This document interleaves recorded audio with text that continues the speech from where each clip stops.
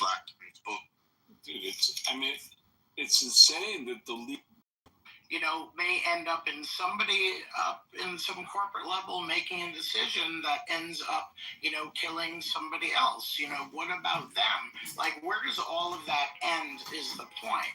Like, the assassination of this guy is wrong, and also what the healthcare companies are doing are egregious in killing the American people. But that's the system that America has and set up, that our representatives have voted on and agreed to, bought into, and all of us have as well, because we don't have, if we want to change it, the courage to elect people who want to change this system.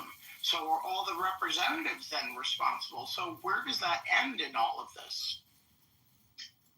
Oh, there is a lot of responsibility. Now, I wonder here, if shooting the CEO who puts the pace of the company, I wonder if that's a bit of a deterrent for other CEOs to have a foster a climate of saying, okay, yes, we are going to deny these people. Maybe they will think, this could really fuck up someone's family and they might come after me. Maybe I should look at this claim and maybe not screw them over. So they should make Marshall, take a few minutes if you want. Go ahead. I've heard the argument. I was just going to say, you're putting a CEO doing their job. One of their key motivations should be, I might get assassinated if I make the wrong call in somebody's eyes. In what universe is making that fear-based decision okay? And like Scotty asked, where does that end? You acknowledge there's a lot of responsibility. That you might be held accountable for predatory behavior on someone who is a policyholder who has paid into their policy their whole life, but yet still does not receive the care that can save your life. Predatory behavior in our system receives a prison sentence, not an assassination. What's at core here is, again, I'm with Steve. I don't want to exactly say you're excusing it, but it kind of sounds like what you're saying is, well, if they didn't deny so many claims, maybe people wouldn't be getting capped in the back. And I'm sorry, murder in all circumstances is wrong. Hey, Mick, can I jump in here for a second? Executives who make those decisions in prison would be absolutely fantastic, and I support that 100% over there. So what I wanted to say is that the idea that someone who sits at a CEO level is actually making the decisions on whether to pay or deny a claim is absurd. It's just absurd. What is a problem is that we live in a society where we never want to talk about mental health because mental health is nothing that people want to talk about or address. And we have many individuals in our society that are teeter-tottering between a good day and a bad day. And when you see these incidents, to me, it should be like a clarion call that we need to start working to identify individuals in our collective society who might be capable of doing these things. Because the truth is, the average person walking down the street, whether or not their surgery got approved or denied, is not going to grab a gun and go shoot someone. That's just the truth of it. The average person is not running down into the New York City subway stabbing people because the train's late. But we have outliers in our society, and I think as a society, we just need to do better to one, talk about mental health, because there are a lot of people are having a lot of problems, and we turn our backs on them as a society. And Meg, I want to hear from you. But if you could just wait a few minutes, can you go on mute, because there's something really important I have to do. Very important. It's so important. I've got to do it right now.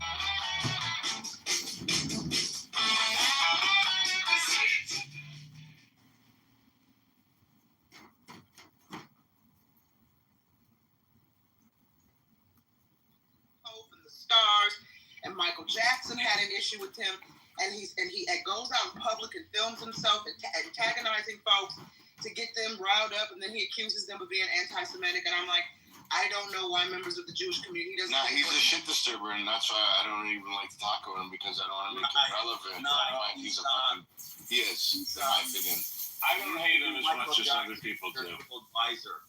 What's that? Resistance? He used to be Michael Jackson's spiritual advisor. Oh, is that it? Okay. He was a professor at Oxford. He was a rabbi at Oxford for about 12 years. I've known the guy for like 30 years. He's a real heavy narcissist. He like screams at his family when he's trying to film and they speak, or if like some 3-year-old's in the background talking, he'll repeat himself 25 times to warn them that he's filming. He's a really, really strange character. He's going after Lizzie Savetsky because he claims that he was almost murdered at the Fontainebleau Hotel in Miami. That's right. Yes. He was threatened there. The guy did threaten him. He said, but the guy said, I'm going to fuck your shit up, is all he said. I'll fuck your shit up. So then he like sensationalized the whole thing by saying, you know, and because I do security, so he contacted me for security, and I said, no, I'm sorry, I'm too busy, because I would never attach my name to his. But he was like, I was almost murdered. I said, okay, so send me, you know, whatever you have, and I'll look at it, and, you know, I'll let you know when I can get there. And he sent it to me, and I said, like, is this the whole thing? He said, yeah, that's everything. That's the whole proof right there. I said, but the guy, you know, obviously he was being aggressive with you. He was way too close to you, and you know, proximity-wise. But all he said was, "I'm gonna fuck your shit up." You know, he didn't say, "I'm gonna murder you." He tried to stab you in the eye, like he didn't even threaten that he's gonna kill you. I'm gonna fuck your shit up doesn't mean I'm gonna kill you. And so Lizzie, he started this whole like lawsuit against the Fontainebleau Hotel, who the owners are Jewish billionaires. Rabbi Botea? Shmuley, yeah. Right. And so then I guess the owners of the Fontainebleau or Lizzie, they probably have a relationship or whatever, and they asked her to come and like, you know, try and help them with some better PR because Shmuley was being really loud about it. Like Jews shouldn't go to the Fontainebleau, you're not safe there, and blah blah blah. So Lizzie flew out and she went to the pool and she started interviewing people, and she's like, "Are you Jewish?" They're like, "Yeah." "Do you feel safe here?" "Yes, I do." "Have you ever felt, you know, in danger here?" "No, I haven't." So then, you know, he started going after her really hard, and then he took one of Lizzie's posts where she said, you know, all she said was something about Rabbi Kahana, like that Rabbi Kahana said one thing that she agreed with. You know, it's like, okay, you don't have to agree with a million things a person says. If you agree with one thing, it doesn't mean you're like a supporter. It just means you agree with one thing he said. So then he took that as an opportunity to go after her, saying that she's a Kahanist, that she's this, she's that. Meanwhile, I have videos of him with me at a rally that was basically the Jewish Defense League, because I used to do security in the Jewish Defense League. But he used to attend rallies. So I messaged him and I'm like, listen, it might be a good idea to shut the fuck up because I'm about to send her these videos. And he's like, okay, I understand. And he hasn't said a word about her since. But the guy's just like a mega narcissist, crazy maniac. He does more. If you look at any of his posts, look at the comments. Yeah, there's not one person that supports him. Every single. I just feel like I've heard you say a lot, and now I want to interrupt and just say I actually like Shmuley Botea. He's not perfect. I don't stand by everything he does, but I do think he's a righteous man. And yeah, he may have made some mistakes. His heart's in the right place. He's done a lot of good stuff, and that's that. And let's just say more about him right now. I respect that. That's your right. So then let's move on. If we have nothing nice to say, let's move on. We've said enough. Well, Okay. listen. We've said a lot of good things. Between you and I is, I fucking know him and you don't. That's a difference. Well, there's a lot of differences So you between look us. at posts. I look at the person. So if you want to talk, no issue. I respect it. But talk. If you want to keep talking shit about him, I'm going to ask you to stop. Okay? You said a lot. You said a lot. I don't care what you are. Hey, Randy. You've said a lot. You're repeating yourself, and you haven't said anything new. I'm not going to start attacking you yet, but you've said a lot. You can't attack me. Hey, Randy.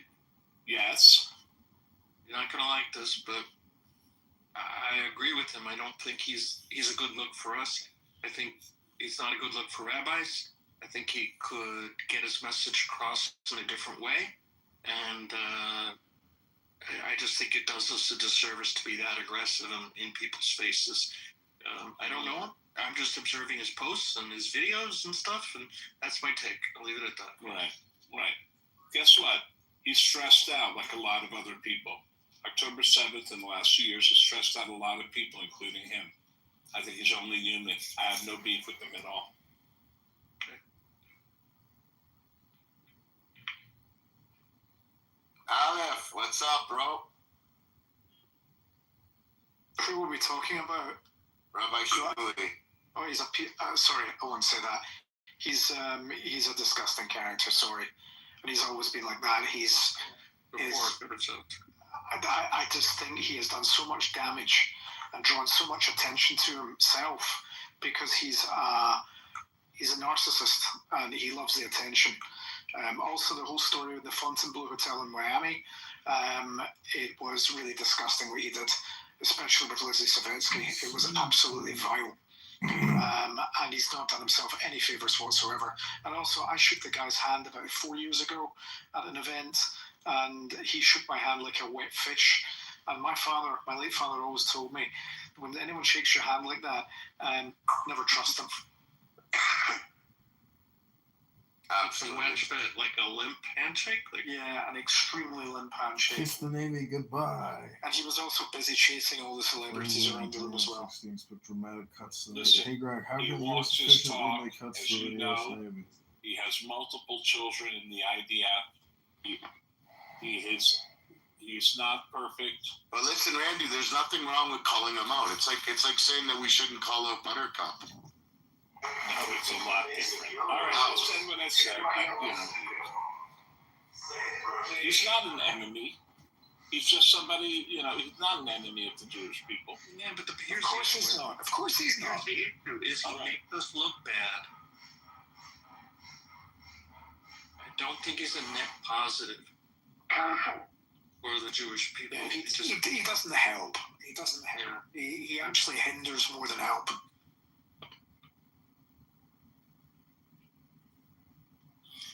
When you're in Vienna and you're sitting in a crowd and you're inciting people so that you can get a video out of it, that's not helping the cause.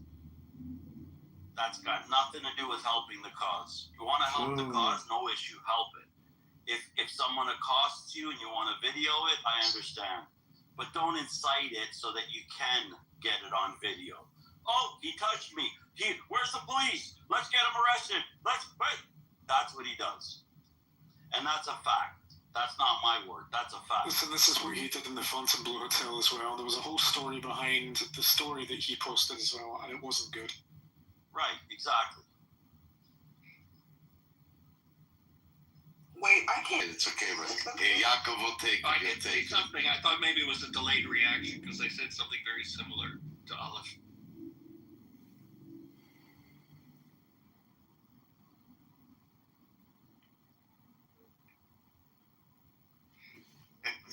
I love you guys, man. It's funny. We're funny people. Yeah, it's funny. It's okay. It's okay, but yeah. Stories from the dark chamber because things have been dark.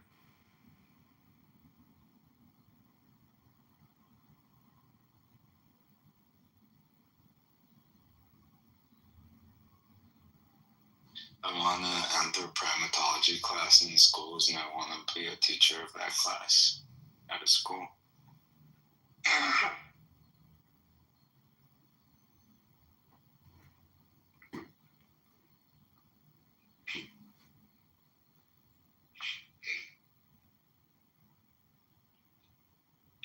Just write curriculum. I don't need to teach.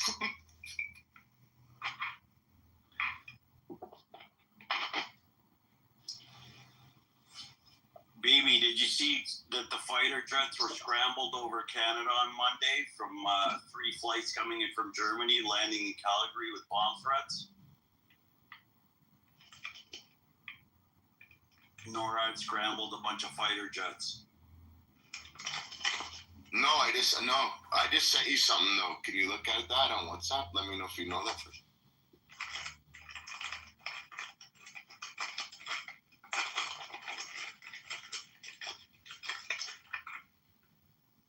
Canada's CF-18s are very interesting.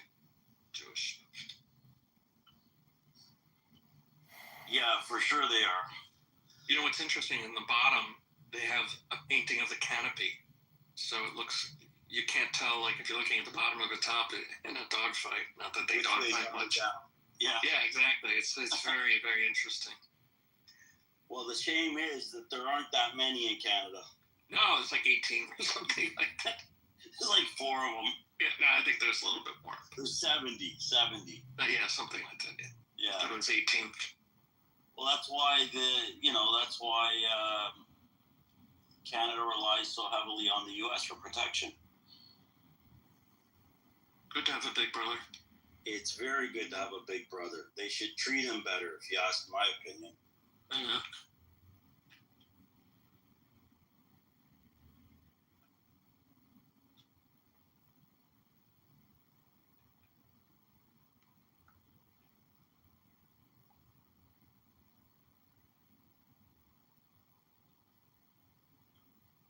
Damn, I just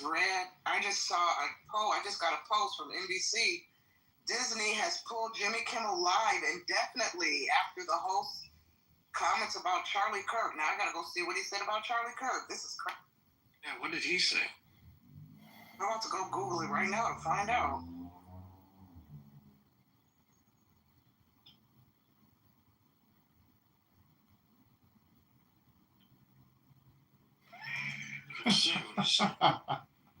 Maxi.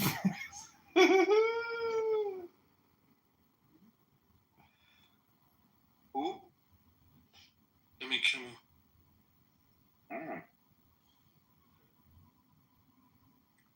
Jimmy Kimmel, during his opening monologue for Monday night's show, and here's the quote: "The MAGA gang desperately trying to characterize this kid who murdered Charlie Kirk as anything other than one of them, doing everything they can to score political points from it.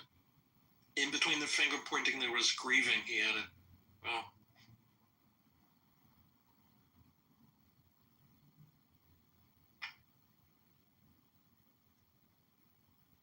Well, looks like a lot of people are having their fuck around and find out moment in wake of Charlie Kirk's death. well This they is think great. free speech exists in the workplace, which doesn't. Yeah, right?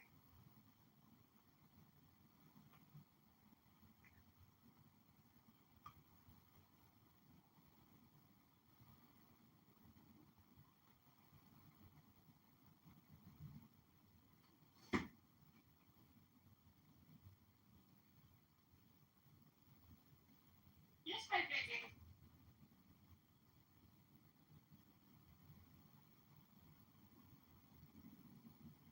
How many people are on that list? There's like 20,000.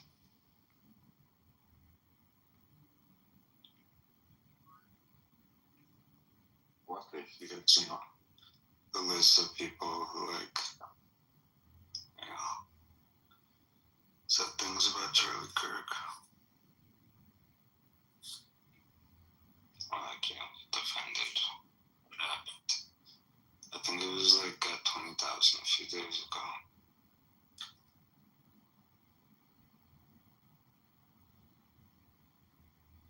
Wait, there's a list? Is somebody keeping a tally of folks who are saying disparaging things about Charlie? Yeah, it's like a public list. It's like the longest list of its kind. Wow.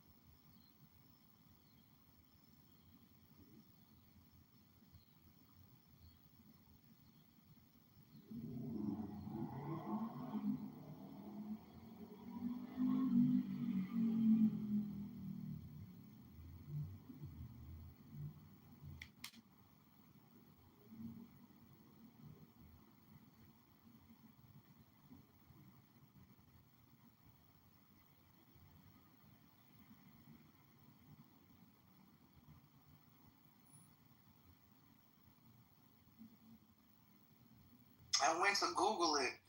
Judges ordered him to Syria. Man, these people are insane. Everybody's having that fuck around and find out moment. Oh well, see you later. See you later, mom.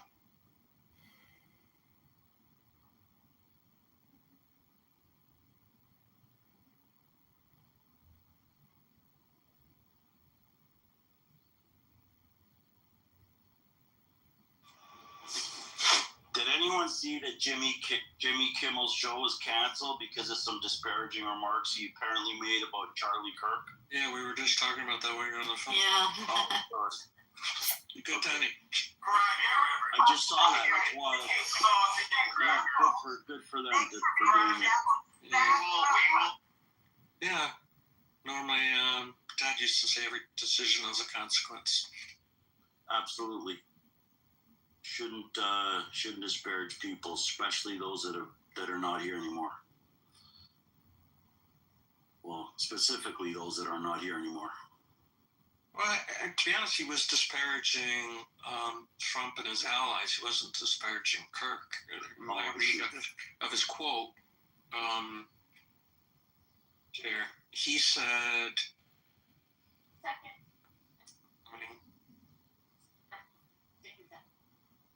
the MAGA gang desperately trying to characterize this kid who murdered Charlie Kirk as anything other than one of them and doing everything they can to score political points from it.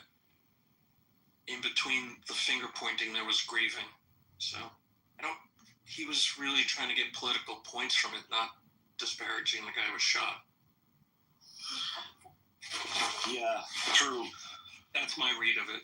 Yeah, I see that for sure. I'm posting in case anybody wants to see him actually say it. I just posted a clip.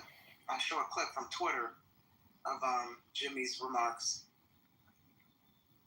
Thanks, Nye. FCC chair said it was truly sick, and it said they have a license granted by us at the FCC, and that comes with an obligation to operate in the public interest. Ouch. That carried a lot of weight with ABC.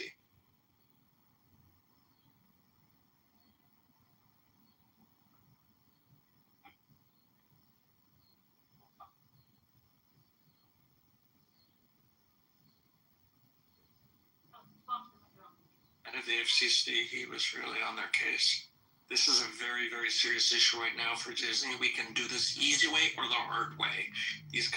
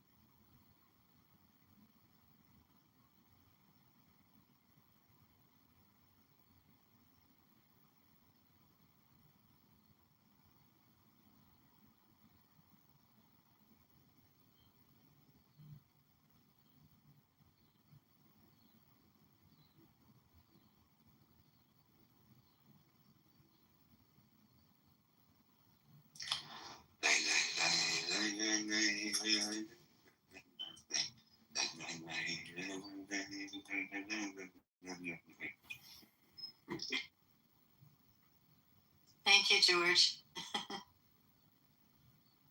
Well, Nathan, no pics. No problem at all.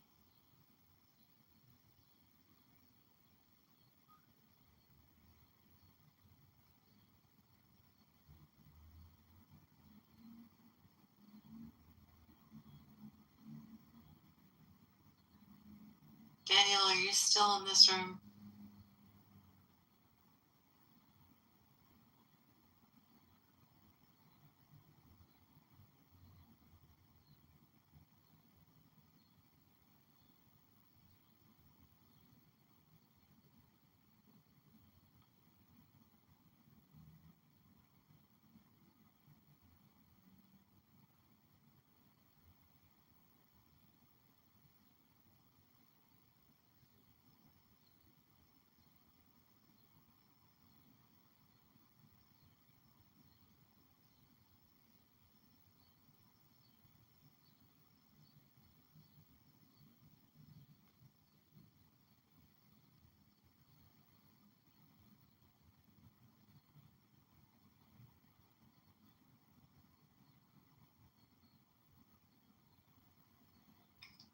Sir, I wish it wasn't so.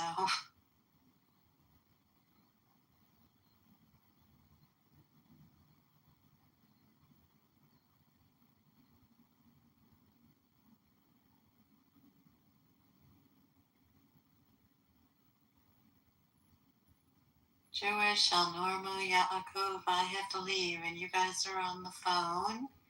Yaakov, do you want to hold up the fort?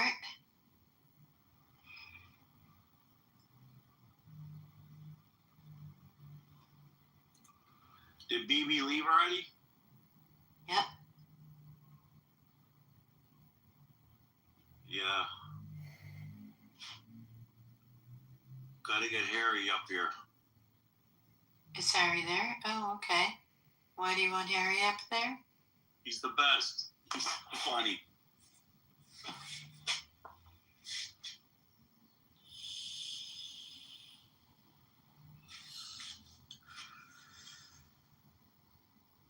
He's been giving me an invite, but I'm not seeing anything. Not saying yes. Yalla, Harry.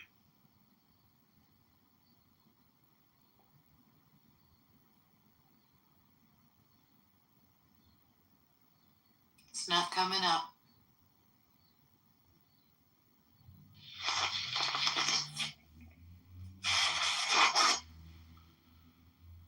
Yaakov, it's on you.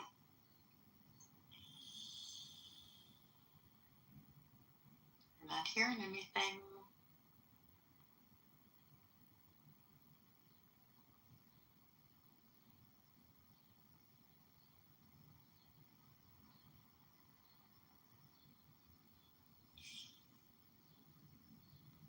I think everybody's called it a day or something. I think so too.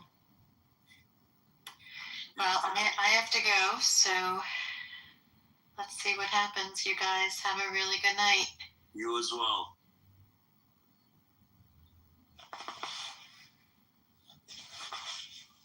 Some people just can't let it go. Some people, the real slow.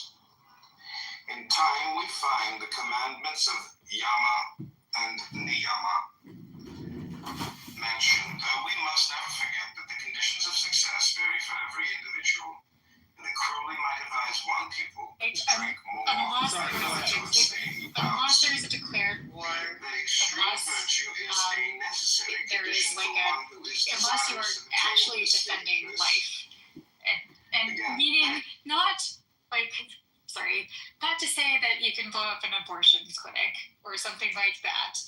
To defend a person that can actually like conscious life. I think that there are those exceptions, of course. But what I was going to ask you, Marshall, because you have the historical background, could you make an argument that right now that the Trump administration is behaving more like a revolutionary group that has assumed power but hasn't yet decided to exercise and hasn't established that it believes in the principles of the government that it is now running or managing? No. I think an argument you could make is that it's comparative upheaval to the today, that kind of class disparity, the race disparity, some of that stuff in major metropolitans is exacerbated because cities tend to have that trouble. It's not like cities are bad or anything. It's just like cities tend to have a lot more of that ardent class struggle because people are in such close settings. I think that Okay, Ludwig, this has been an episode exactly sure of Green Bean Fascists in the campaign to elect candidate Congressman John Kitover. This is your good friend Jaya. Take care. Hope you have a good evening. I think that's an astute observation of governments that don't exactly know what they want to do. I don't know that I would call it French Revolutionary. The way it comes across in my head is extreme upheaval of the status quo. Right? Like the Republicans, for example, want to get rid of mass bureaucracy. That's been something that's a 100-year-old belief in the Republican Party. Bipartisan. Right, but it would bipartisan. Anyway, it would upend the system in the way it currently functions, right? So in that sense, yes, it could be revolutionary because it's completely trying to upend the established order and remake it. Now, I think the question in this depends upon the person and their knowledge of history and thus the examples they can think of. I don't know if that is always bad. It can be when the worst angels of our nature are emphasized over the best, then we end up having a problem. I'll give an example in my head. The president. Marshall, I apologize. I think you might be a little bit in the matrix. I know sometimes you go in and out. So I apologize for asking a more, complex question. And maybe it's something we can revisit another time. Can you hear me any better? Corey and Finley, speak. You're on the stage. You're just shitting on me and Victoria. Jack, go ahead and talk. What do you want to talk about? Do you want to talk about the delusions that you were spewing or what? Hey, what Corey, do we we're not doing that. No, we're not doing that. That's not happening in Steve's room. Okay, everybody, I'll meet Elizabeth's mouth, and I'm going to restart this room. Hope you guys enjoy. Like I said, don't say they're fascist. Corey, just listen. Don't say they're fascist. Don't attribute motives to them they don't have. I may disagree with Dark Victoria all the time, but she does not deserve to get crapped on from you, and neither does Jane. And you know what you're doing is inflammatory when you do it. Otherwise, you wouldn't say the things you're saying. You need to manage it in a much more persuasive and respectful manner. That's like, that is the tenor and tone of Uncle Steve's room. We do not get into the gutter. We literally had somebody say that somebody didn't have the right to speak somewhere. When you start to do that, that's a theology. Corey, the proper response to that accusation is that in a public venue, you have the right to speak. Thank you, whoever lives in I appreciate that. That was me. Yeah, we're just not having that conversation on stage. Thank you. Yes, really appreciate that. Also, the whole idea of like, where do you have the right to speak, etc. Obviously, like in work settings, it's different than in the public square. And in the public square, it can still affect your work setting. So just be careful, everyone.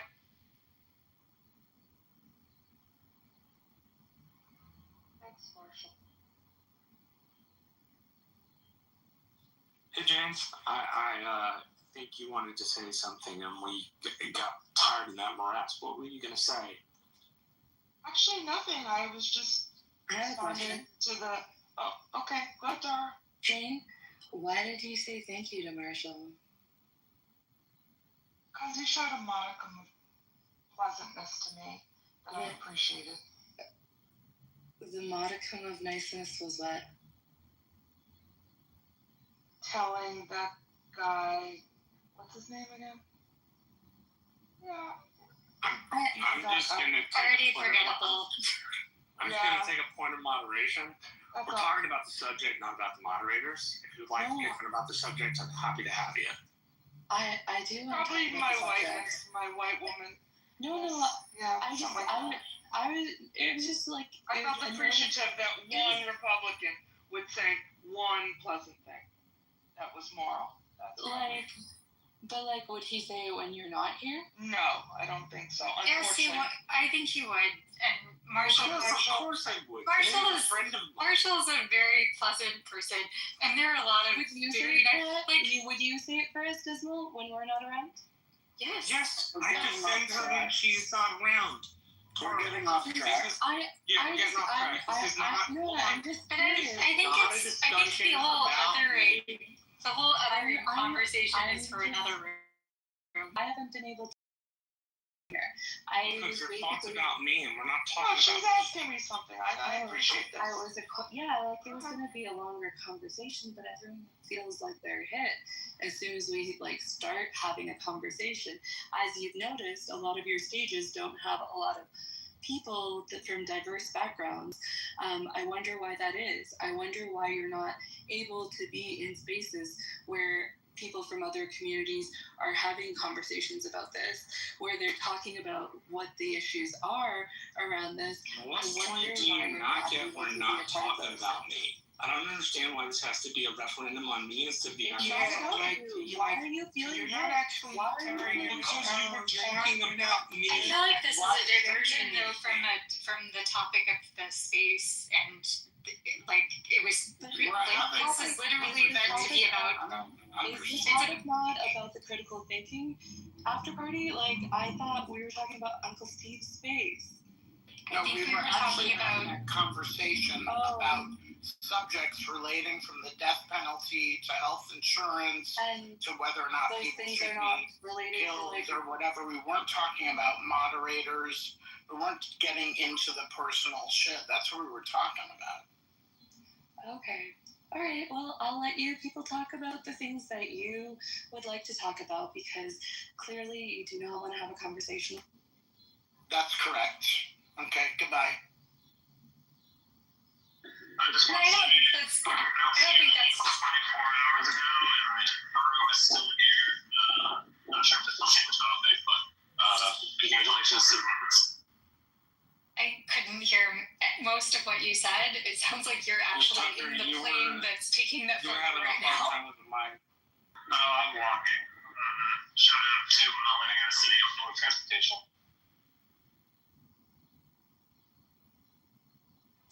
I just want to say something because I think she's still down in the audience. Tara, it seems, and I could be wrong, but it seems when you want to talk, you want to gripe about something. And it doesn't feel like you actually want to have a conversation. You just want to, it seems, I'm not accusing you of anything. It seems like you're not an honest interlocutor. It's more like you want to come in, gripe about something, and just cast aspersions.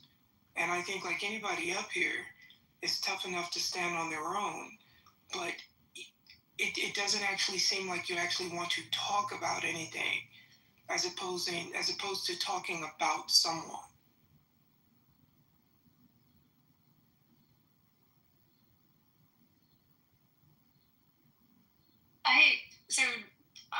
I know Taro actually has quite a few like really interesting perspectives to offer.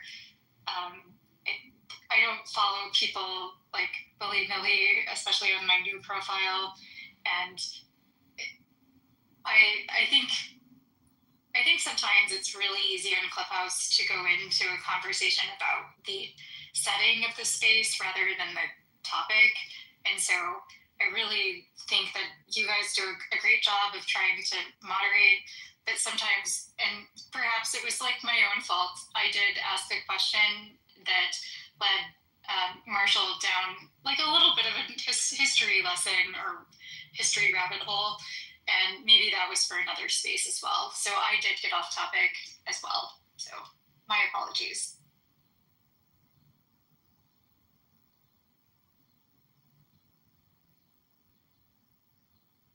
So, what is the topic? Well, I'm going to say the great Jane Rose is focused down there. So while we have a moment, if you haven't heard Jane's podcasting host debut, Jane interviewed me for my 300th episode of one of my interview show. I was the guest for James, and Jane did a great job. So not to make it about the mods, but I will make it about the mods. So I'll put the link in the chat. Great job by the great Jane Rosen. I call her one of the great ones. So she's amazing, and I'll put the link in the chat. And great to see everybody. I'm walking through the streets of West Philadelphia, and appreciate everybody being here for the Critical Thinking After Party. Scotty, you're in a big city. Like, I haven't been to Philly in 5 years. Like, what's the homeless situation like? There are, it's present. I mean, it's not the worst I've ever seen it. I've lived here on and off for a really long time, and it's real, right? I mean, but it's not, same thing like with the crime situation. It's not, like, Philadelphia is not awful. I mean, it's just not. I mean, I've seen it in safer periods, but it's far safer than it was, say, decades ago. I mean, it's not. I walk around. I live in neighborhoods that are not, bushy, posh neighborhoods. I mean, they're, I walk around. I mean, I feel pretty safe here. I mean, I think our mayor is she's done some things like around addiction stuff, like the homeless addiction community I don't love, like around needles and stuff, like not like getting rid of clean needles and stuff. But all in all, I mean, our mayor's not, she's not the worst we've had. I mean, she's doing a decent job. So I like my city. I think my city's, on the upswing. So it's no New York, Dow, but really, Dow, what is New York? What is New York? Nothing. There's no city compares to New York City. I mean, it's the capital of the world. Yeah, capital of everything, unfortunately, sometimes, right? Well, just gonna say I love both those cities, you guys, so you don't have to convince me. Absolutely love them. Lived in Philadelphia for 4 years in graduate school. Love that city. And New York, I mean, it's in my back pocket. But I do want to thank Marshall for trying to return. I am late to this party, but for trying to return the conversation to the topic and not let the drama take over, because there's so much happening in this great country of ours. And I wanted to know, has anybody heard that CNN reported that Jimmy Kimmel is being taken off the air? I think that's... he's next. He's next. Indefinitely for some comments he made, yeah. he's out. That's just incredible. It is incredible. I'm flabbergasted. What were the comments that he made? It was something about Kurt Scott. So he got dropped by one of like the biggest affiliate stations, right? So it's like 2, 4, and 7, channel 2, 4, 7, and 11. They tend, and I learned this from NBC, but like they tend to work on affiliates who carry like broadcasting. So that's why, there might be a show that airs on channel 4 here in New York, but it might air on channel 7 through syndication in Philadelphia. And apparently this affiliate owner didn't like, I don't even know what Jimmy said, but didn't like something that Jimmy said and dropped him. And so that would be a big financial burden for, Disney, ABC to cover, to continue to put the show out if there's no actual ad revenue coming in via like commercials. I said the same thing when they canceled Colbert. That show, according to some estimates, was losing $40 million a year and was only averaging like maybe 2 to 3. And you need a lot of ad revenue. You need to be selling 30-second commercials for $30,000, and nobody is. I understand all that, but why? I asked the question. What did he say? Don't know. Did he not grieve enough for them? Because I don't trust in what they're saying that he said rose to the level of a cancellation.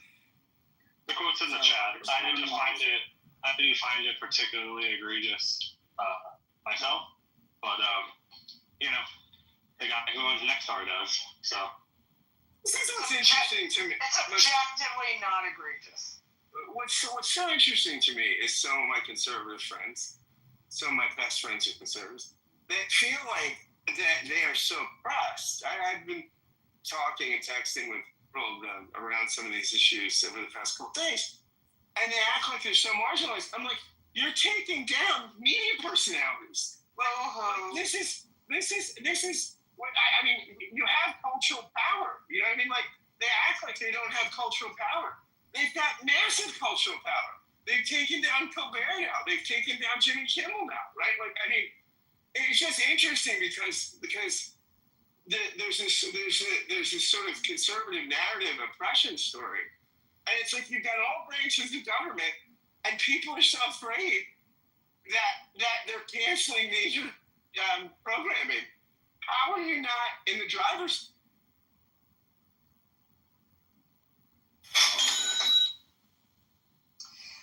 Yeah, I think one of the Marshall, go ahead. Oh, sorry, Len, I didn't hear you. Go ahead.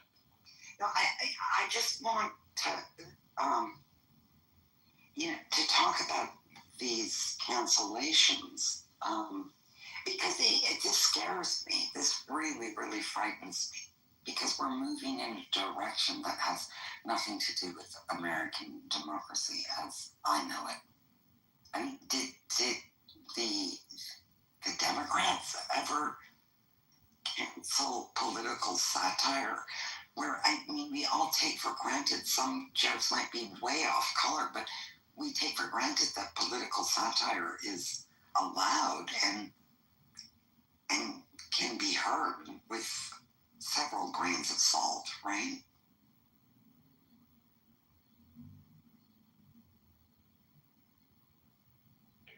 Now, the last big Democrat censor person I can think of, and I could be wrong, but is Tipper Gore. Right? Tipper Gore was when she was second lady. I mean, her sort of stuff was rap lyrics and and she was big explicit lyrics labels that went on to Walmart and stuff like that. So that's the last Democrat I can remember that was sort of in the forefront of a censorship movement. I'll tell you one of the things I find odd about the remembering of Kurt as it's going on is the attempt to semi-deify him as some sort of a saint. I don't mean that literally, I mean that more figuratively.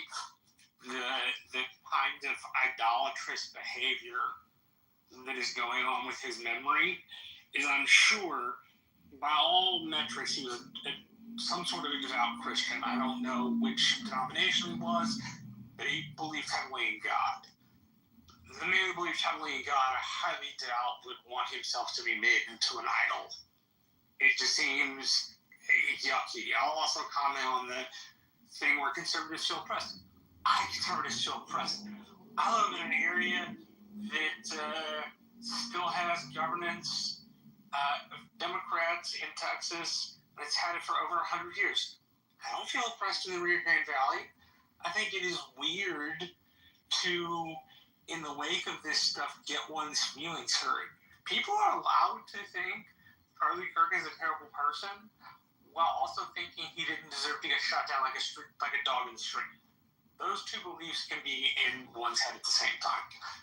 And I think we do ourselves a real disservice on the right-hand side of the aisle when we, for lack of a better description, for snowflakery reasons, become very sensitive to the way this stuff is portrayed. I can understand one's personal life being offended by it. I understand not liking it on Clubhouse because it's distasteful, but this kind of like, oh, we have such a big offense to carry. Like, that doesn't work for me. Now, I don't support, well, he said nasty, terrible things, and so therefore he shouldn't know what he was going to say, and he got what was coming to him. I don't think that stuff's appropriate. But I do think it's totally appropriate to say, I'm a big fan of the dude. I don't like him, or as Jane has said properly, that he punched down. And Jane still believes, I know she does, that political violence is bad no matter who it happens to.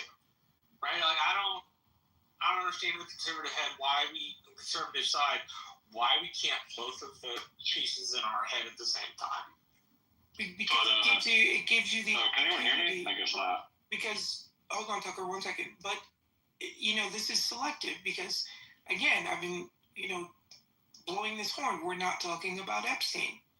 And it's like for the first time in maybe 6 months that Epstein isn't carrying the daily news or the daily headline. And I think that whoever doesn't want Epstein talked about is going to ride this wave until people just move on, because people tend to move on. So I have kind of it's good for the goose, it's good for the gander take on the whole Jimmy Kimmel thing, at least as an initial reaction. I always kind of felt like broad strokes conservative reaction to,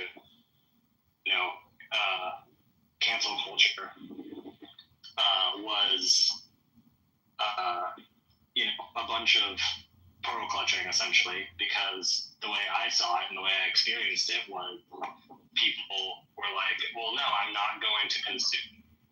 I'm going to consume in ways that make sure that money doesn't go to actors, producers, writers, comedians, so on and so forth, who I disagree with, right? And leveraging economic power to have views expressed. And that included supporting platforms that wanted to take people off of them, because platforms are allowed to do that. And I don't think that Nexstar is in the right here. I don't think that ABC is in the right here. But ultimately, Jimmy Kimmel has a lot of name recognition, a lot of ways to get his message out still. And so I would just, censorship is bad. There's lots of real concerning things that are going on squarely in the censorship realm. Consolidation in network TV specifically that has been guided politically, let's say.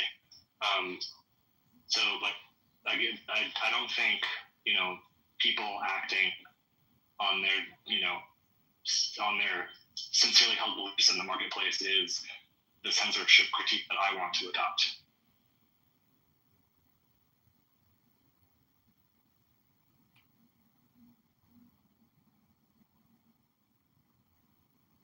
Yeah, it's all just very confusing. I mean, no one wants political assassinations to happen in this country because we all live here, and it doesn't really matter which side of the political spectrum you're on.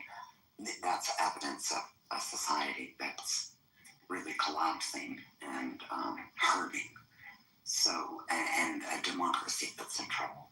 That's one thing. The other thing is that when we start to witness censorship, whether you are going to lose your job because you didn't agree with what Kirk said, that doesn't mean that you don't mourn for a political assassination. I mean, most people are logical.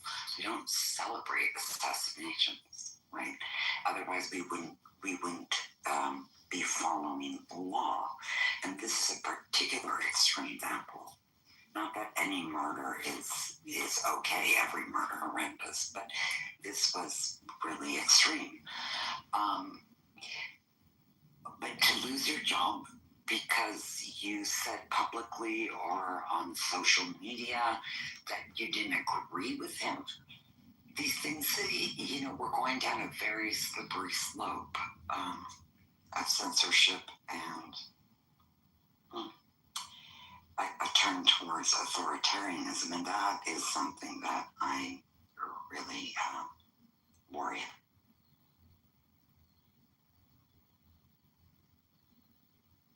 about. What's going on with this space where it just ends up being like a bunch of people, like it's like one of the dregs of this app right now, where people come in and just continue to attack other people, and all these like rabid people on the right keep doing it, and I don't understand what's going on. This is not the space I walked into earlier where we were having a good conversation. I started checking out the chat and deleting a couple of comments where there were some personal attacks. Like, I just think it's everybody wants you to be mad about what they're mad about, and if you don't, you're somehow a failure because you won't pick up their cross to bear.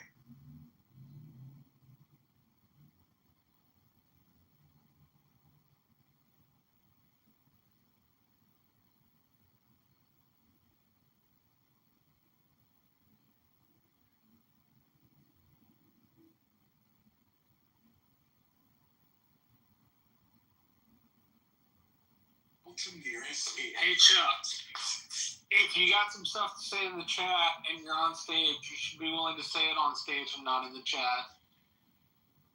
Otherwise, I fail to understand why you're up here. If you're just gonna sit here and be a chat warrior.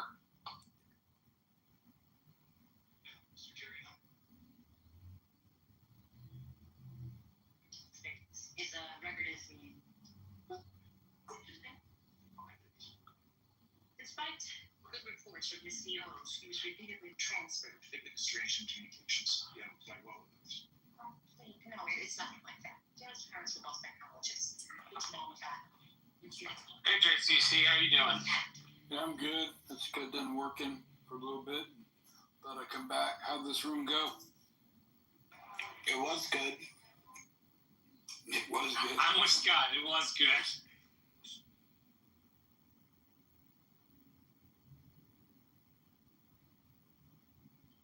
This is a bit of a non sequitur, but since things are winding down, I started reading The Spirit of the Law, by Montesquieu, which was published in 1790. So it's one of the kind of classic texts that the founders would have read when they were thinking about how to frame the Constitution. And one of the things he talks about, kind of ad nauseum actually, is the concept of virtue, and he defines it in ways that I think are interesting if you understand American history. for example, he talks about the value of citizenship, and he talks about preferencing community over wealth accumulation, and I think it's reflected directly in the Constitution, because he says bribes are anathema in a republic, which is literally explicitly incorporated into the Constitution. And the founders in their writings talked about virtue in much the same way that Montesquieu did.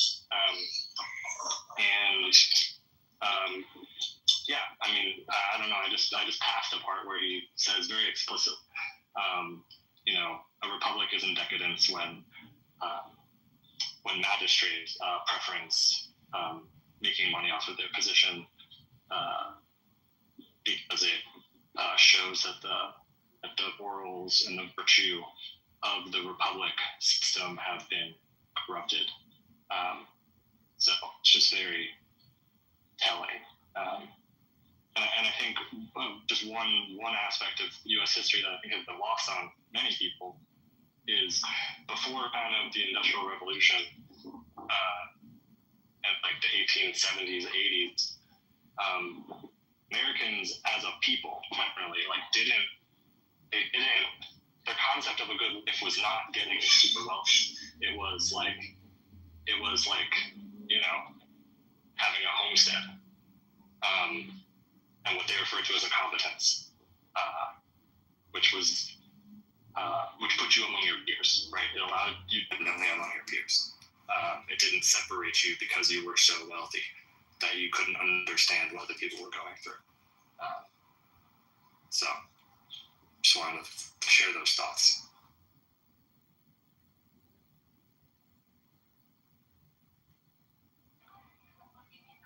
Thank you, Chipper. That was interesting. Marshall, or anyone who has a current depth of knowledge about white nationalists. Marshall, do you? I mean, are we splitting hairs here? Groyper, Proud Boy, KKK. Sorry, MAGA. What do we have to prove? These are bad people.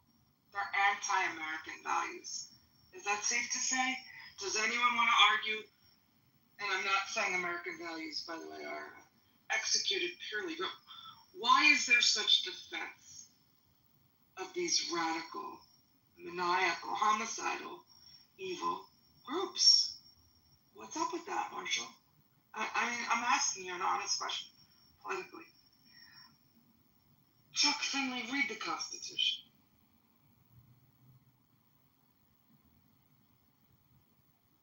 Come on, mods. Well, I agree with you, Jane. I have nothing to say to the contrary. I mean, I think it is scary when we have Christian nationalists, white supremacists, groypers, doing what they do and convincing people to that ideology is dangerous. I mean, Jane, you're saying like there's not a point in parsing out the differences between the stuff that it's a wasted breath even, it's a big umbrella. Paint them all with one brush. They're all fucking assholes. They don't deserve a microphone, and we should dismiss them all definitively and unceremoniously. You know what? I might not. Although I don't agree with the way the First Amendment is managed in this country, as you know. Do I think they all have to be painted with the same brush or shut down? No, because of the commitment to the Constitution. But Scott, should our dominant, currently in charge political party be putting their affiliation with these groups? That's what I have a problem with. Why would our president? I mean, I'm asking it facetiously, Why would the American government be taking a positive standing with these people? Groyper, Proud Boy, whatever, Scott. I guess you're right. I'm lumping them in. Is it because they're mainly Christian? and Christians are the high populace of the country and viewed with a high regard, kind of sort of. Yeah, maybe. No, I think that's a different question. I mean, I think the question, if you're asking why does the Republican establishment, right, sort of, why is it seemingly overprotective of people that seem out of the mainstream? Anti-American, yes. Yeah, anti-American, out of the mainstream, tribal, extremists, Nazi, whatever you want to call it, right? Whatever you want to say. Yeah. Choose your poison. I think, so this is just anecdotal, right? But I think that when people start to say, well, these people, Charlie Kirk's a white nationalist, I think that their base, while maybe not white nationalists, right, or at least part of the base. I'm talking about some friends I'm in pretty active dialogue with right now, and very interesting, very intense, a little frustrating at times. They are inherently defensive, right? And I think that's there's just a sort of circle the wagons, right? That you can't give an inch. That this is, Jesse Waters gave an interesting editorial on his show. I say interesting is a clinical neutral. Interesting is a clinical neutral term. Let me guess, did he talk about white replacement theory? Well, no, he talked Any of about them would war. talk about that, Scott. These people have declared war on us, and he went on a litany of all these provocations, and the left has declared war, and so there's the siege mentality. So there's this sense that compromises the language of the devil, right? That if you give an inch, that you're equivocating, right? And that so you get this, so you have these folks who want a full-throated defense, right? And so you wind up, I think, unable to talk with some complexity and say, yeah, no, I mean, we condemn this, and because that stuff is seen as weak, right? It's seen as kowtowing. It's seen as, I think, I think it's pathetic on one level, but then you think, like, how many times, though, and I'll just say, this isn't a defense of it, but it's maybe intellectual empathy. How many times are you in rooms or conversations with people on the left where it's like, don't cow out of these people, don't compromise these people, and I've painted with a broad brush and probably been pretty unnuanced, especially when it gets heated, and especially when I feel defensive and when I feel like there's things that matter to me that are at stake, and I feel under siege. So but I think that's part of it. I think there's this sense that condemnation of some of the uglier sides will be perceived as a weakness on the part of the base, even if the base doesn't find all of it praiseworthy. It's sort of like they're assholes, but there are assholes. There are assholes, and so go after their assholes, not our.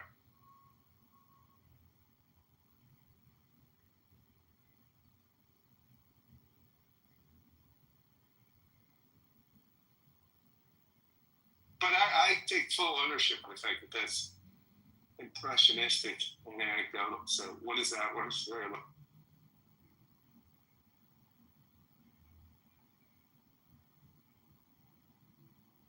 Although what I will say is not anecdotal, because my friends, I was just in this group thread.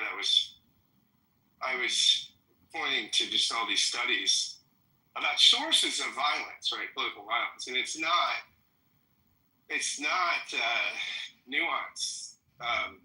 It's not ambiguous, right? I mean, if you look over the past, the past few decades, it's overwhelmingly on the right. Now, there are instances on the left. I'm not saying there are none, but it's not equivalent, not even close. And so my friends basically dismissed all my sources. So it was interesting. Today I found somebody posted a source from the Cato Institute, which is, I don't know how you get more right-wing than the Cato. Their own shit. They're rejecting their own shit.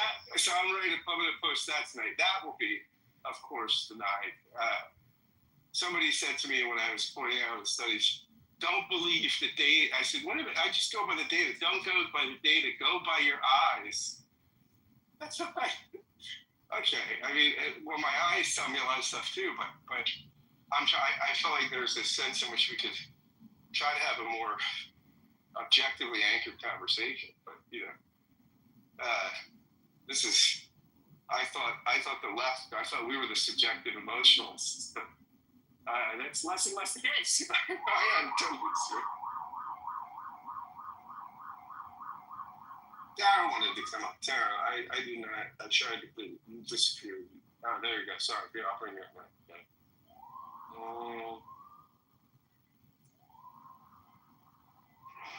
Yeah. Hi, Tara. Hey. I think that's what's frustrating, right? Like, people are not having objective conversations around these topics because they have no objective kind of like grounding to political theory work. And so it's kind of hilarious listening to people talk about things that they don't really want to be grounded in. Like, they just have built up a delusion and they are far gone in their delusion at this point that they don't want to address the obvious issues. And that makes them feel very uncomfortable. Like, it's important to understand the difference between Klansmen and groypers, and because this morphology is very much harming people today, right? We talk, like, about the two black men that were lynched in Mississippi, right? Like, currently it's being ruled suicides. Who knows if they'll even ever, like, political violence is not new. Political violence happens every fucking day. When did you think it was not happening? Were you confused? You just got political because your guy got infected. Oh, who was your guy then? Let's look into that. Let's try to understand who your guy is. That you're only concerned that this guy died from political violence, and not the fact that on Fox News an anchor said to go ahead and kill the homeless. Who are the homeless? Who are the homeless? 65% of the people that are homeless in the U.S. are foster children. Children who have been failed by your society. You want to kill them. That is what is being peddled on your TVs. And you are okay with that because everyone should have the freedom of speech. Everyone should be allowed to kill anybody they like. And it's okay. But don't do it to us. The absurdity is like laughable in these rooms because people don't want to be real about anything. They think it's a fucking joke. And that's the reality. Scott? It is Clubhouse. Yeah, I mean, I do think people do come here. You're right. I mean, I do think this isn't the Oxford debate. So, They out here for jokes. They out here for jokes. Yes. They try to get one off, right? They think everything's a fucking joke. Until, oh no, now there's political violence. Today, all of a sudden, not when Native children are being detached from their families. When that ICWA hearing went down, how many thousands of Native children are going to be dead because of that decision? Those are not political deaths. Because Native people are free to kill. Kill them as much as you want. We commit genocide in North America, and it is okay. That is what these people want to talk about. It's only political when Charlie Kirk dies. That's when it becomes political. Hold on a second. Right? Lena, girlfriend. No, we heard you. We heard you. No drama, girl. No drama, girl. Don't get in the drama, girl. Hold on. Don't. Why are you gonna be a drama? Don't be a drama queen. Don't be a drama queen. Hold on, King, for a second. King, for a second. Like, excuse me. Taro. Like, this is not like one of those rooms. She's the one that said that I was being drama, Daryl. Did you actually stop her? Yeah, that's fine. But let her say what she respectability politics on her? Wait. Did you start getting respectable? Did you get her to get real respectful with you? Hang on. Just wait. We want each of you to talk. Let's not over-talk each other. That's all that we're trying to say. JCC, was something going on before you came into the room, maybe?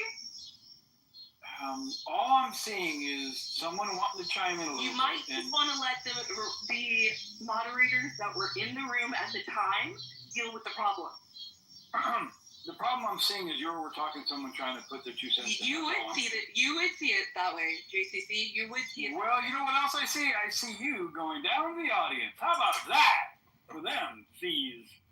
There we go. Capital C for me. I wouldn't even do that.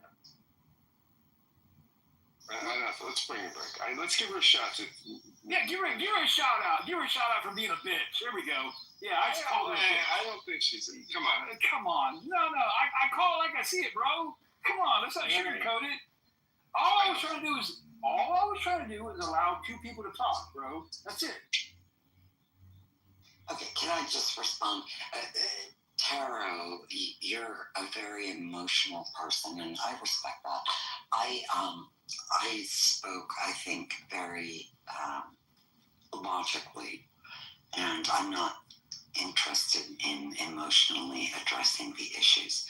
Of course, there's a lot of political violence that's very nuanced. I'm talking about a particular moment that has been broadcast live to the entire United States, okay? I fully accept that we will be here for 3 days if we go into all the subtleties of what constitutes political violence. I'm talking about in a full-blown paramount production of political violence, because I don't have the time to discuss all the nuances. If you do, I think you should open a room on your own and go through every act of political violence that happens in this country and in other countries as well.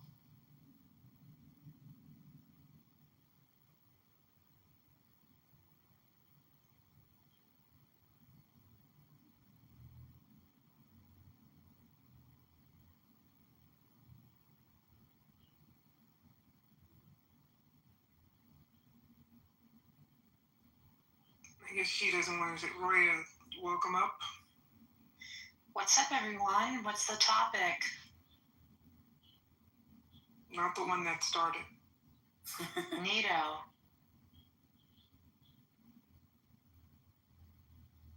Hey, Lena. Hi, Roya Moo. I mean, we're talking about the issue of the day, and it's been very well moderated up until recently. Marshall was in here, Scott was in here, Daryl's fantastic. I mean, it's been a very good discussion, but emotions are running high, let's just put it that way, on what constitutes political violence.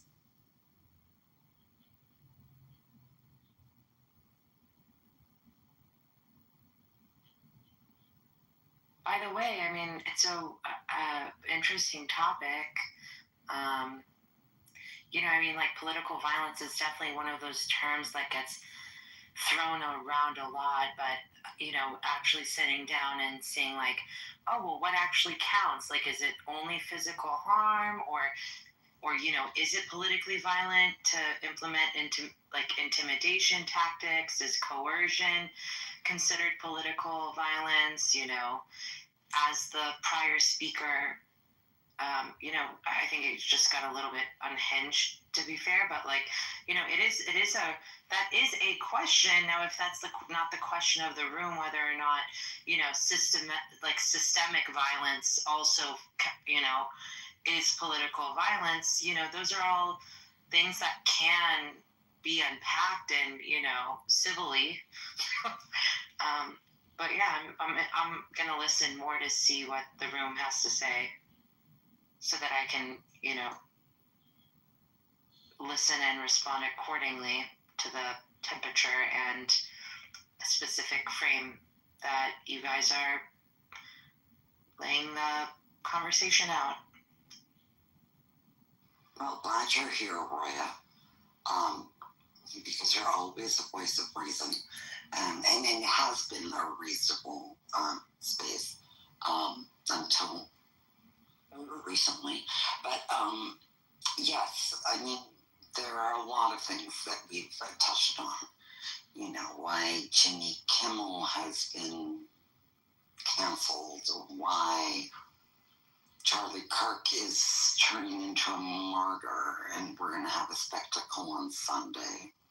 And is it okay to abhor a full-blown spectacle of assassination, but also disagree with what he purportedly stood for? And people losing their jobs over saying that they didn't agree with his opinions. I mean, these things, they go to the very root of democracy and what we're all aiming for. And any conversation, my goal is to find a united front as to what's happening, not to be divisive, but I don't always, I'm not always successful.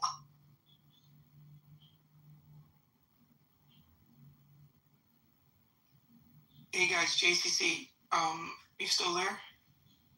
Yeah, man, I'm here. So I got a bail. I got class in the morning, so I'm gonna leave you with the reins. Steve said that you can shut it down whenever you want. It was a good room until it wasn't, but yeah, I'm out. Gotcha. Have a good night. Have a good night, ladies. Yeah. We'll keep it going as long as you folks want to keep chatting. All I ask is let's be civil now that we're talking to each other. Hey, JCC, beautiful man. Hey. I'm all right, Lula. How are you? Pretty good. Hey, everyone.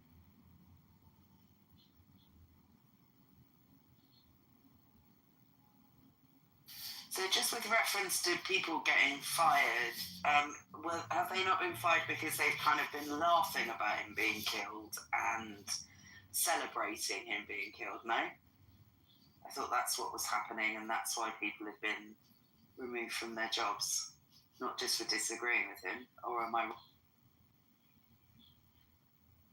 Yeah, I'm not too knowledgeable. I heard of people being distasteful in their commentary about the death. I think that may be a means for removing them from their position. But I think someone was it Lena? Were you saying like people were not agreeing with his position, and that was causing them their jobs? Is that what's going on? I have not gone into the weeds on this, but I don't know where you draw the line, right? I mean, either we believe in the Bill of Rights or we don't. I'm taking an absolutist position for the sake of argument, right? Pam Bondi came out and said hate speech is going to be persecuted. Well, guess what? I mean, hate speech has been around since the formation of this democracy. So what are we doing here? Are we refiguring the democratic ideals? I mean, we all have to agree on some common truth. I don't think it's right to mock an assassination. I said that from the very beginning. It was horrific. But you can't pursue people for ridiculing somebody they did not agree with his values. I mean, you can't we can't run a democracy with a culture of persecution. Right. I'm just going to only talk solely about the ABC situation because that's what I'm the most familiar with. And That's the most recent.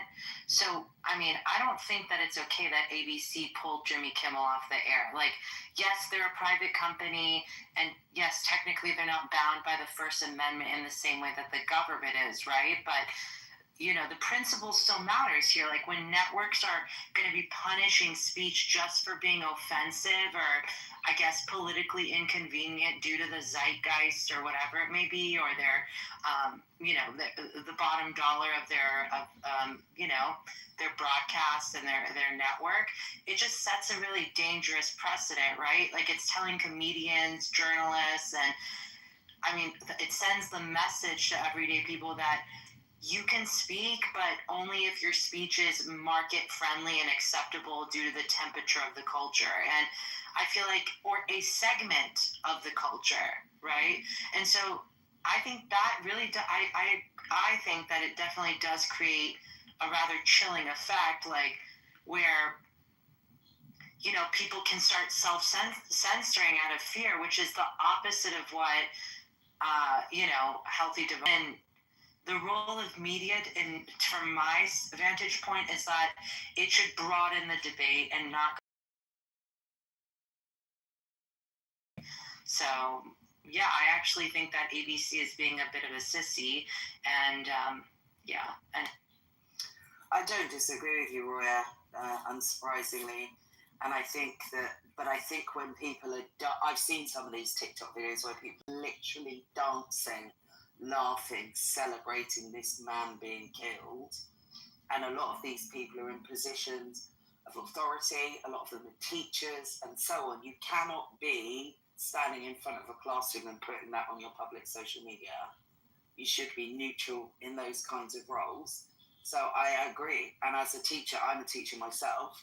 And if I did something like that, I would expect to lose my job, because it's not appropriate. It depends on the role also that people are doing. So I don't think it's people being persecuted necessarily. I do think that people need to take responsibility. And if they're in a role where they influence other people, then no. And also, why on earth would anyone celebrate a young man, whoever they are, being shot in the neck in front of his wife? And that sickens me. Like, you can disagree with what he said for sure. We should all be able to speak about what we agree or disagree with, but to celebrate someone being assassinated, that's all kinds of wrong. No, I agree. And of course, private employers, they do have parameters around the speech. And now, you know, in employment contracts in which there are limits on, you know, your usage and your expression on social media platforms. And I do think that, yes, teachers are public servants. They hold trust from students, parents, community. And, you know, when there is, you know, a violent death being celebrated, I mean, that does kind of, it definitely does, it's not a great look, you know, that they're, you know, the idea is that these people are the stewards and, you know, caretakers of values, and, you know, a teacher's role is to model civility. So, I mean, I can understand that. And also the moral example in which we're trying. So, I mean, I can understand that part. So, I mean, of course, free speech isn't free from consequences. So just because you can legally say something doesn't mean that there aren't costs to that. You know, especially like you mentioned in public facing and, you know, authority roles and such. So, I mean, it depends on the speech, though. I mean, what a comedian like Jimmy Kimmel did is not the same as celebrating or, you know, celebrating the death of Charlie Kirk, right? So it's not the same. Absolutely. And I've only seen the Jimmy Kimmel update tonight, and I'm pretty shocked by that, actually. Crazy, right? Yeah, you guys, you see that, and here's where we get into the weeds, right? Like, when is it appropriate? As I said earlier, and Roya, you hadn't come up yet to the room, into the room, that we take for granted that political satire is just that. Political satire is satire. When we start censoring political satire, that is very dangerous. On the other hand, was it Meg or I don't know who said, people who are in the position of stewardship, to quote Roya, have to be very careful because they're influencing minds that aren't yet formed, right? And can't make the distinction.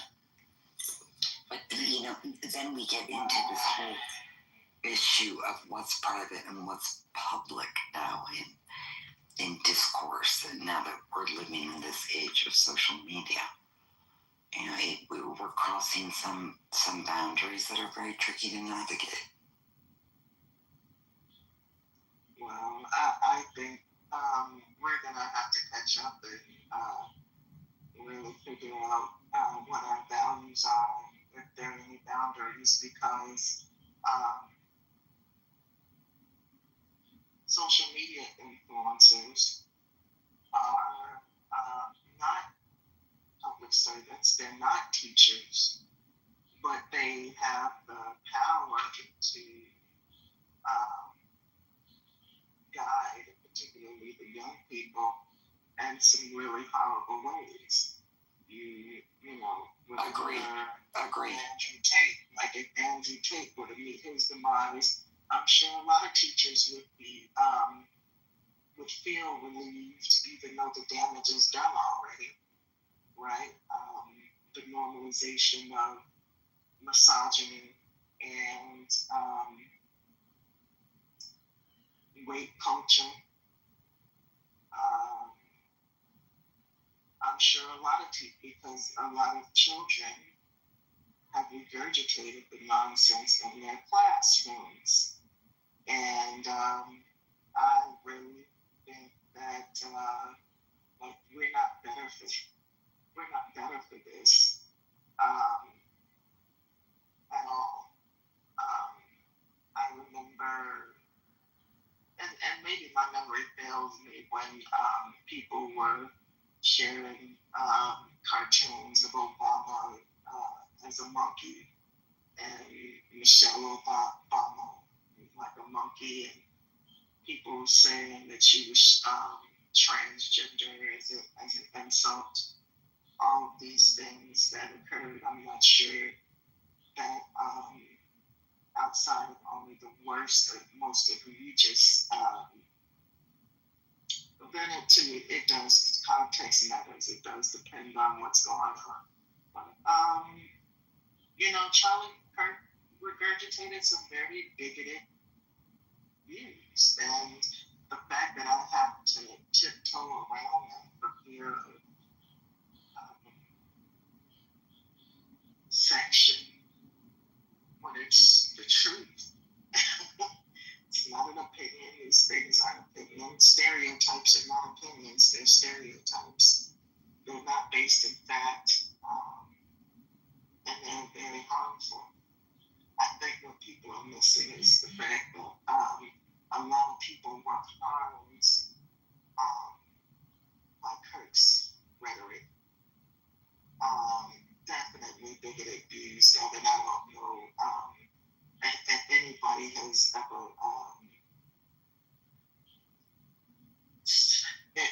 I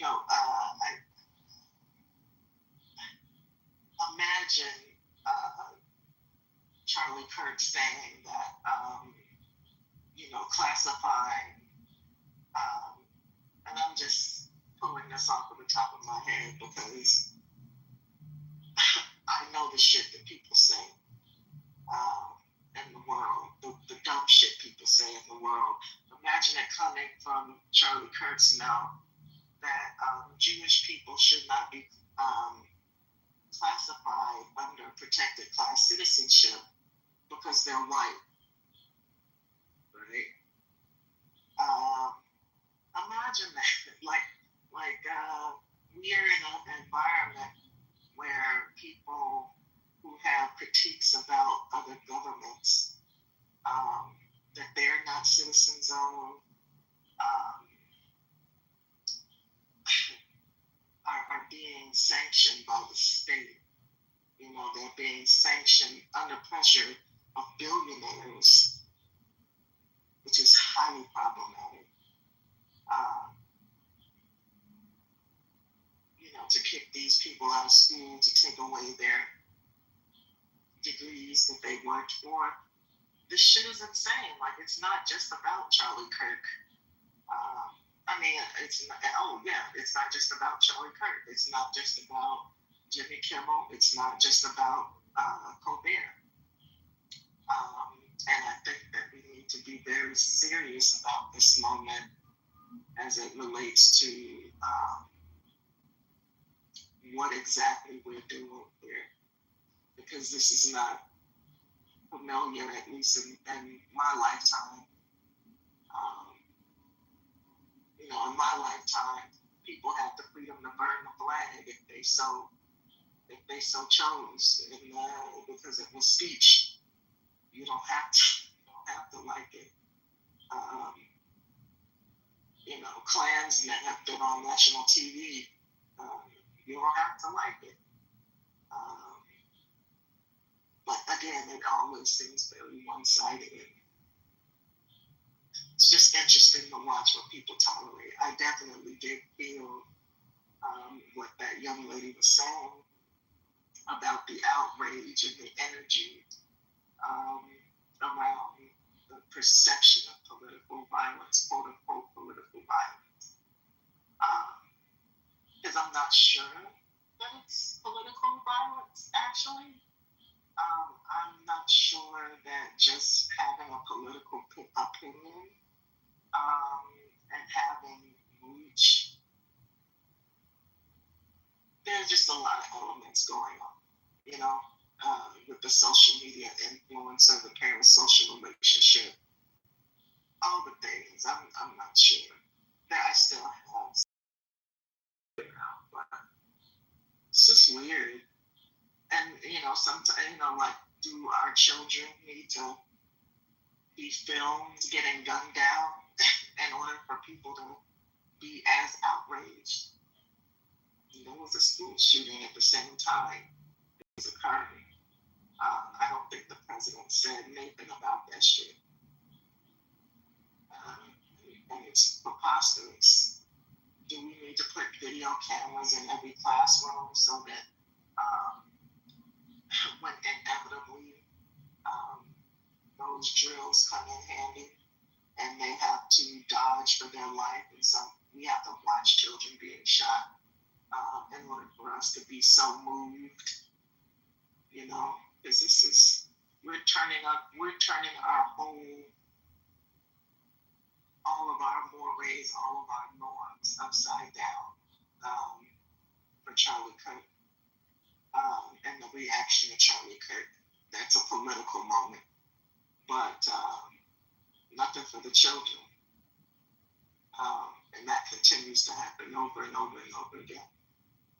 So, I don't know. I don't feel positive about the moment. I anticipated political assassinations would increase because it always does. And every country during times of unrest, political assassinations occurred. And they've been occurring. Right? This is not the first. So I just, it's interesting to me, the people whose lives we really value. Yeah, I mean, For whose lives we don't. So sorry, King. I didn't mean to interrupt.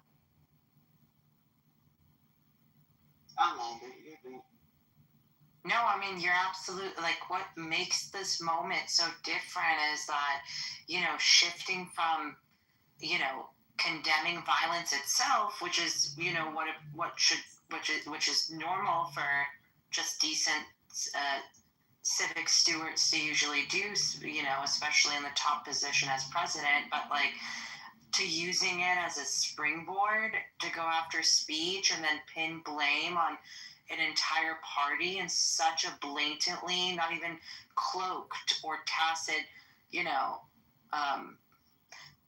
way of politicization. Like in the past, like leaders might have said, we denounce violence, we defend free expression, but now we're hearing Pam Bondi talk on a podcast, about the DOJ, quote unquote, targeting hate speech. And then we have, the Trump with saying that it's Democrats' fault and the thing that he said to, who is the ABC? Oh, Jonathan Karl, I believe, that he in the middle of Jonathan Karl asking him a question about speech, threatening him.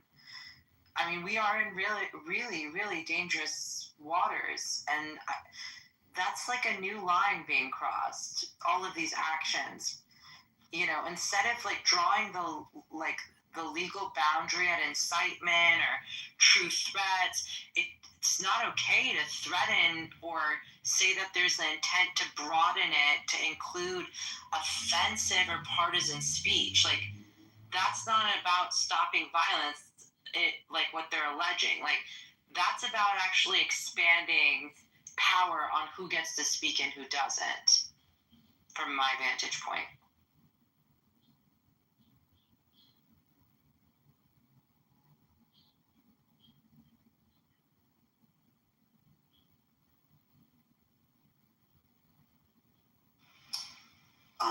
So, Queen, if I'm pronouncing it correctly, you brought up some excellent points, and so did Roya, and I think that the issue that we're dealing with is, what is free speech?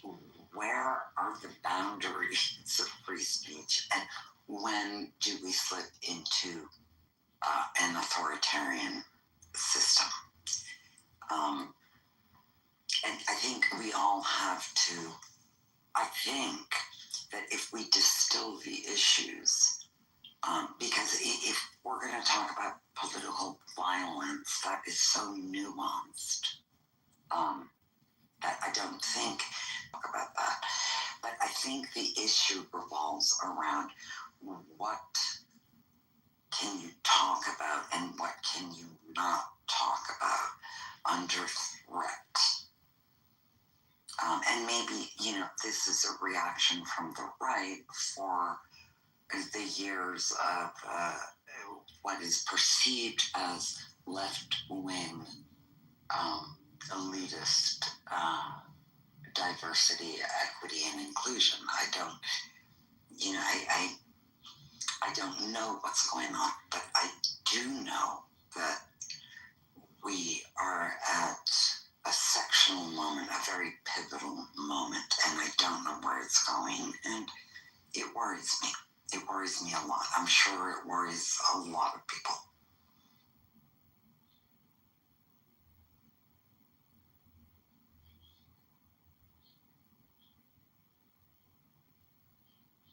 Yeah, it definitely is concerning when folks like Jimmy Kimmel get fired for, a comedy skit.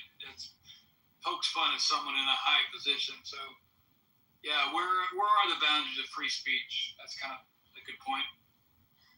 Well, I mean, the boundaries around free speech in this country are intentionally vague, right? Like, they're intentionally written broadly, right, so that the government can't easily move the goalpost and decide what ideas are allowed. And as we know, our courts have only set the precedent and carved out super narrow exceptions, right, around true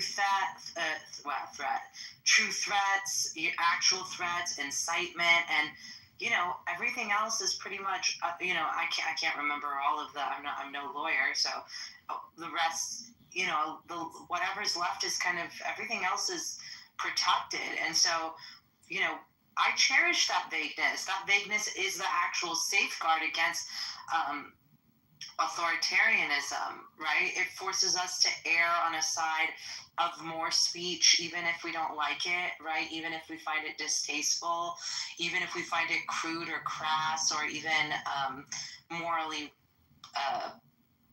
shitty, like that. It's better for us to err on the side of more than less. And the moment you start to, all of us should be afraid if there's threats or actual moves to start defining speech too tightly. Because, you hand politicians that power to censor anything, they don't, who knows what's going to happen? And who knows what they're going to label as harmful or hateful? Seems quite partisan if we don't even have, even if, the actual, if we haven't even gone through the correct investigation and legal proceedings around this shooter, this assassin who's committed this heinous crime, but he still is, under the United States Constitution, he still has his right to his day in court. So there's lots of things that are still vague, and we still don't know a lot about what's happening. But yet, for the President of the United States to turn around and blame an entire political party in such a blatantly, polytainment energy way just for clout is really, really not okay. But yeah. Yeah, I definitely agree. That's kind of the scary point to hear from our leader of a nation, to say things like that are very insightful, that can cause problems, and that's where it's an issue for sure. Yeah, it's like, I get it. Now the mudslinging, the getting a little bit, down into the trenches, kind of being the bad boy of the campaign cycle, that's one thing, but it's completely different once you're actually in elected office. But again, I mean, it's not like I expect anything different from someone who's not really taking on the role of president to be able to serve the public. That's not really the motivation here. So rules are different. Yeah, so Roya, you bring up an excellent point, and I just have to reinforce that, because the government should be in service of our democracy. And when the government fails to be in service of our democracy and starts to veer off in a direction that could be easily interpreted as more authoritarian, and the government is aspirational, right? It's what all Americans want to look up to. That starts to go in a direction that may be full of censorship, animosity, violence, rhetoric that is agitating rather than calming, then we're in trouble.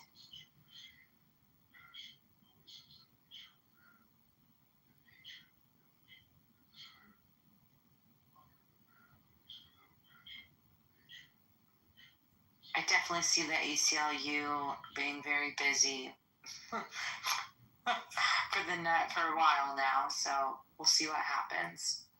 Anyway, thank you for the room, JCC, and everyone else. Nice talking to you guys. Yeah, you guys are great to listen to. Thank you. I don't want to take any credit. I came in at the beginning and I had to leave for work, and I came back at the end, so I wasn't much of a contributor, but I appreciate all your guys' points, and lovely ladies speaking your mind. It's greatly appreciated. So you guys I think it's time to say goodbye. It was a great room, I heard, and so glad you guys got your time to share your thoughts and opinions, and that's the beauty of this country, right? Y'all have a good one. Thanks.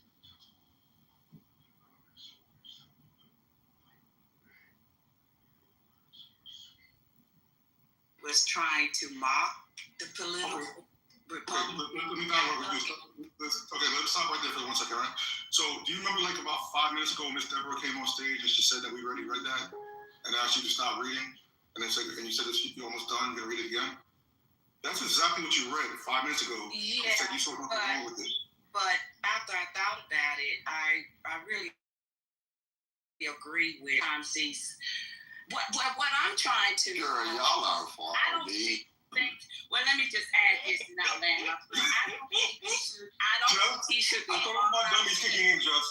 I don't don't think he should be thrown off the air for the comments. But I agree with Mike because sometimes these comedians can go too far, and we have to think about what has really happened here. Someone lost their lives, and Trump, he's a very close friend of the family. So Trump, with him having the influence and being the president of the United States, I guess he can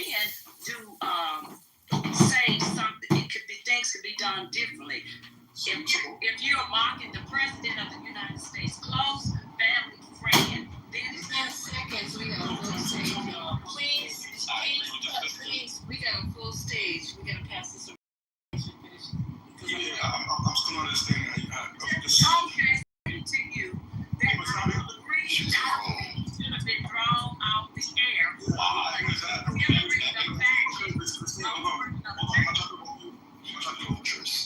But in the same token, because more life would say that Trump is the one who this is him. This is who started this shit in this country with politics. This is the one who brought it to this level, right? But y'all don't say nothing about that. You guys act like he's a victim. You don't say nothing about who being killed January 6th.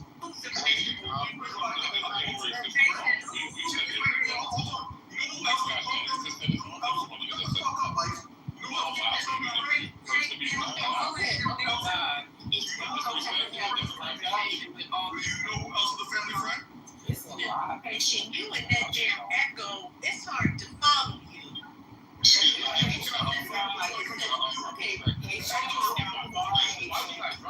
What happened?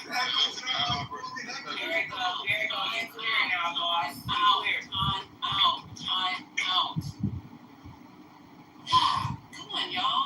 Let's have this conversation. She doesn't agree with you. She wants to state it. She's already stated it. Now you can reply.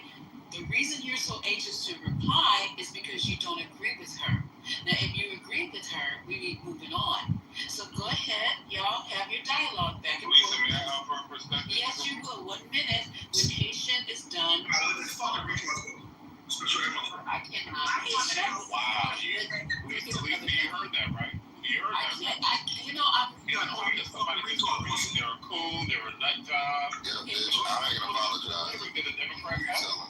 This is your rhetoric, Lisa. Exactly. Can I just say something? Okay, because I'm asking you guys.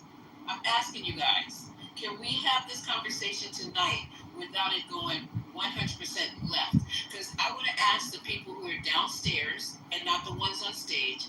Are you guys enjoying the back and forth? Put a 1 in the chat if you are, and we'll let it just go off the rails. No. Everybody put a 1 in the chat. Put a 1 in the chat if you like the way it's going right now, or do you want us to go have a dialogue back and forth? Put a 1 in the chat if you like where it's going right now. Go ahead. I knew you would do that, Ray. Thank you. Let it go off the rails. Let it go. Okay. Who he's saying the victim is. Thank you. 420 club members. I really appreciate you putting that in there. And it just let us have the conversation. Then once we have the conversation, we can go off the rails. She doesn't agree with you. So anybody else want to jump in at this point? I never fucking told you.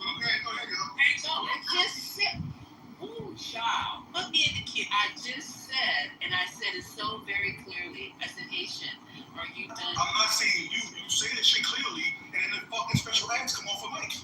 Okay, so you guys, Haitian is speaking. If you don't mind, can you allow him to complete his thought?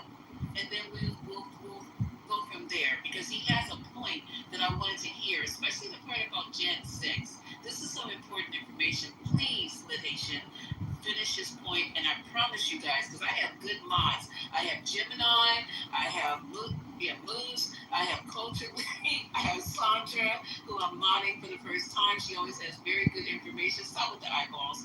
And Debbie, who's a very sweet woman and very insightful, patient. Please just allow us to moderate, and everybody here is going to have a very good experience, I promise. Okay, so go ahead, patient, finish up, and then we'll. Yeah, so it's just odd that you read it, you heard it, and then you read it, you said nothing wrong, and now you're thinking something's wrong because it's a close family friend. Jeffrey Epstein was a close family friend. Is that why Lane got moved? Like, is that all it takes? What does a family friend of the prison have to do with anything? One, he has a whole lot to do with